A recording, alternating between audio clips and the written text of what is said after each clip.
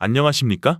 요즘 한국의 많은 공직자 및 사법부 등에서 정도를 지켜야 할 공직자들의 좌파 및 종중, 종북 등의 지령에 따라 행동하는 고위공직자들이 늘고 있어 대한민국의 안위를 뒤흔들고 있습니다.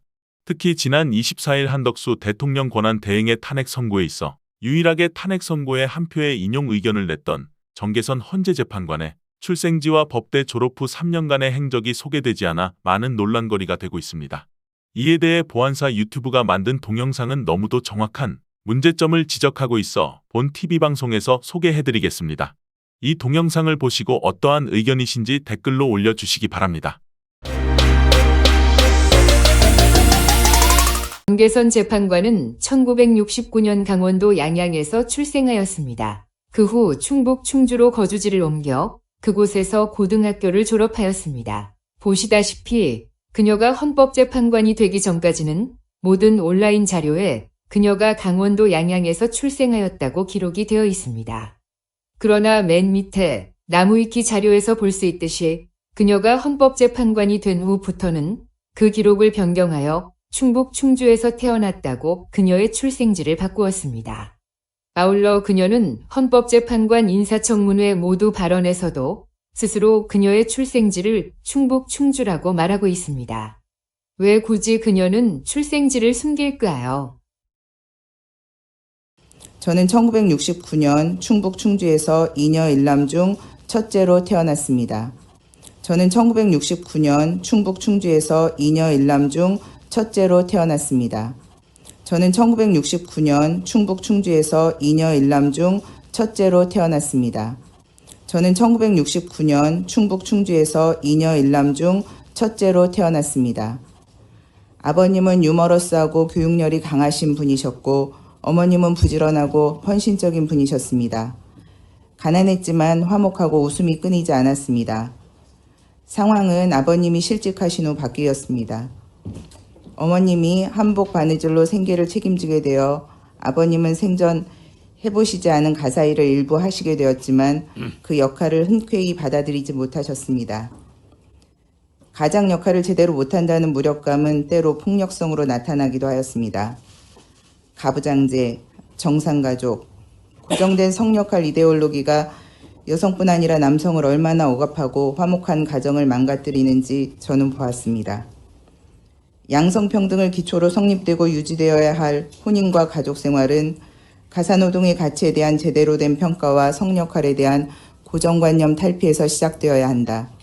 다양한 형태의 가족의 모습을 사회가 수용하고 지원하여야 한다는 지금의 제 생각은 성장과정의 경험과 맞닿아 있습니다.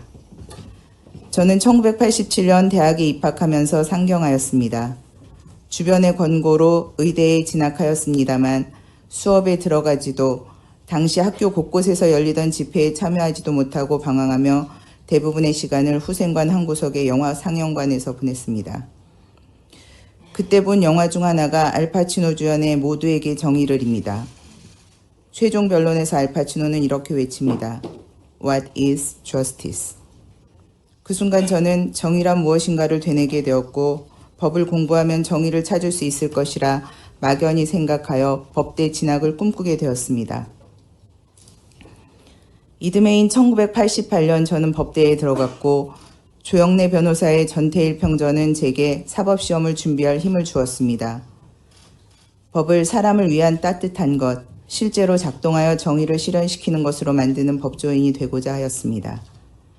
훌륭한 법조인이 되고자 한 서울대 법학과 정계선 학생은 개량 한복을 자주 입었고 담배를 좋아하여 입에 담배를 물고 각종 시위와 집회에 참가하였습니다.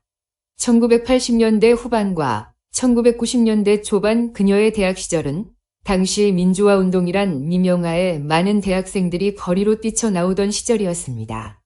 정계선은 1969년 강원도 양양에서 출생하였습니다. 그녀가 그녀의 출생지를 처음에는 강원도 양양이라고 발표를 해놓고 헌법재판관이 된 이후에는 왜 충북 충주에서 태어나고 자랐다고 말을 바꾸었는지는 알 수 없습니다. 강원도 양양의 산악지대는 해방 후 지금까지 북괴 무장공비를 포함한 대부분의 간첩들이 남하할 때 주로 통과하는 메인 루트입니다.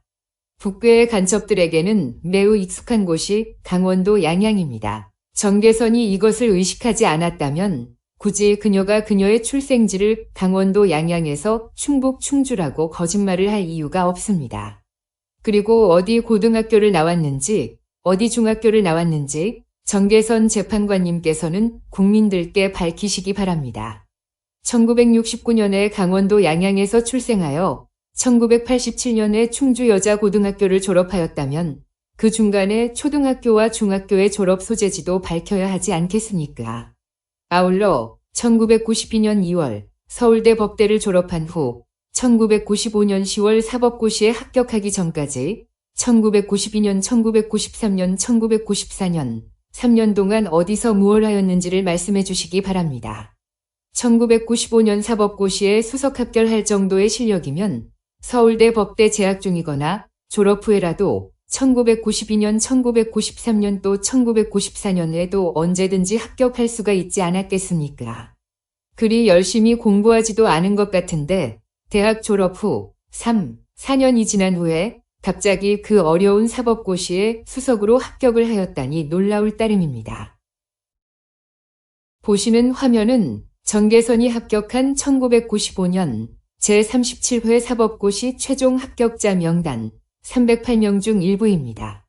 노란 사각형으로 표시한 정계선, 한동훈, 오동훈이란 이름을 보실 수 있습니다. 이 세 명 모두 이번 비상계엄과 관련하여 윤 대통령을 탄핵하여 파면하려고 한 주동자들입니다.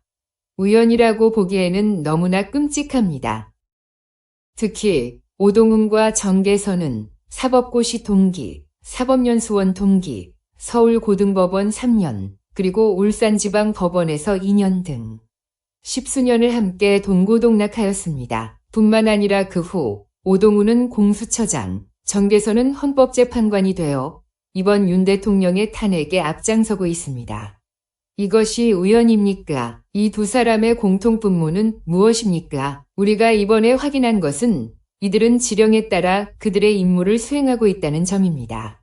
이들은 나라를 절단내는 무서운 역모를 지금 하고 있습니다. 이 무서운 행동이 단순히 그들의 신념이나 이념 따위에서 나오는 행동이라고 착각해서는 안 됩니다. 이들에게 이념이나 신념 같은 것은 없습니다. 이들에겐 그들에게 채워진 평생 족쇄를 운명처럼 안고 살아야 하는 복종만이 있을 뿐입니다. 지금까지 저희 KUMC TV를 시청해주신 여러분 감사합니다.